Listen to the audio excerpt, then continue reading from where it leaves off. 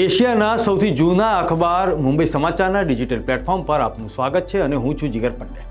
નજર કરીશું અત્યાર સુધીના મહત્વના સમાચાર પર.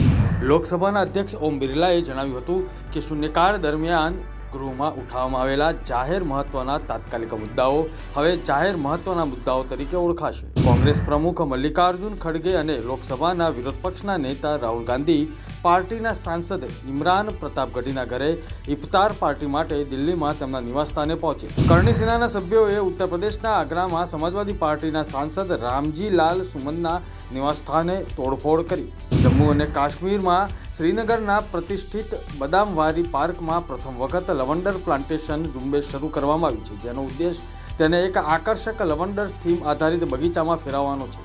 લગભગ 30,000 લવંડર છોડ કાળજીપૂર્વક વાવવામાં આવી રહ્યા છે. રાજકોટમાં મુખ્યમંત્રી ભૂપેન્દ્ર પટેલના હસ્તે મનપા અને રાજકોટ અર્બન ડેવલપમેન્ટ ઓથોરિટીના કુલ ₹565 કરોડના વિવિધ વિકાસ કામોનું લોકાર્પણ અને ખાતમુહૂર્ત કરવામાં આવ્યું. મોરબી જિલ્લાના વિકાસ કામોના લોકાર્પણ અને ખાતમુહૂર્ત કાર્યક્રમમાં મુખ્યમંત્રી ભૂપેન્દ્ર પટેલ રહ્યા ઉપસ્થિત.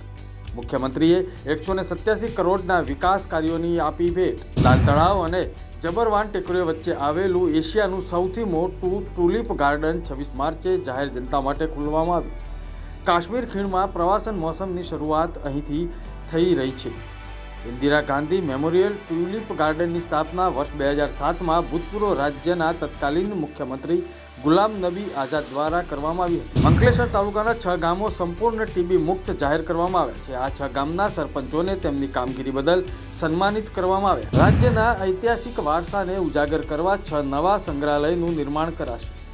એસઓયુ એકતાનગર ખાતે 12 એકર વિસ્તારમાં ગુજરાત વંદના સંગ્રહાલયનું નિર્માણ કરવાની કામગીરી ચાલી રહી છે. ગુજરાતમાં હાલ ફાગણ મહિનામાં જ ચૈત્ર જેવા આકરા તાપનો અનુભવ થઈ રહ્યો છે.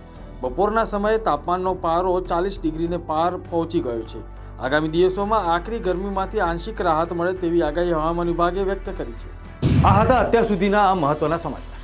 ફરી મળીશું, ત્યાં સુધી જોતા રહેશો મુંબઈ સમાચારનું ડિજિટલ પ્લેટફોર્મ. નમસ્કાર.